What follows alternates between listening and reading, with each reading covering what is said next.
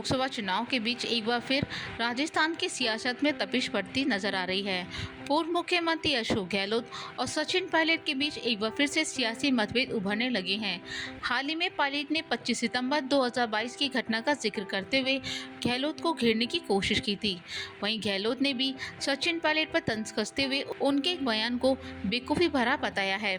दोनों नेताओं के बीच फिर से बयानबाजी शुरू होने के बाद कांग्रेस में सियासत हलचल मच गई है। इसे लेकर राजनीतिक जानकार भी अपनी व्याख्यान करने में जुट गए हैं। गौरतलब है कि पायलट ने कहा था कि उन्होंने जालोर में प्रचार करने के लिए कहा था, लेकिन उन्हें बुलाया नहीं गया। इस पर गहलोत ने उन पर पलटवार किया है। उन्होंने कहा कि चुनाव में इस तरह की बातों को कई बार मुद्दा बना दिया जाता है, लेकिन इस तरह के मुद्दों पर कमेंट करने से बचना चाहिए। चुनाव में कई बार ये अनावश्यक इशू बनाया जाता है, लेकिन ऐसी बेवकूफ़ी भी नहीं करनी चाहिए कि मुझे बुलाया नहीं गया। सचिन पायलट को ये बयान नहीं देना चाहिए क्योंकि इसकी ज़रूरत नहीं है।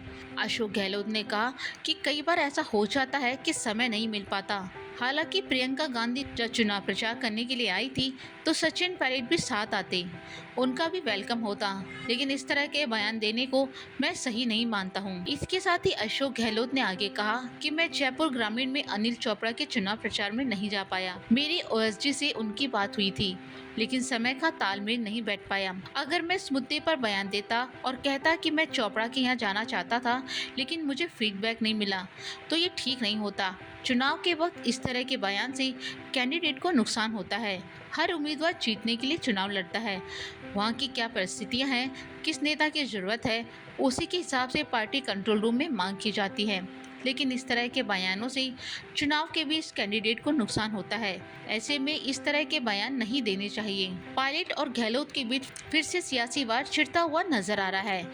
दोनों के एक दूसरे पर आक्रामक होने से कांग्रेस में किसी बड़ी सियासी घटनाक्रम की ओर संकेत दिखता नजर आ रहा है।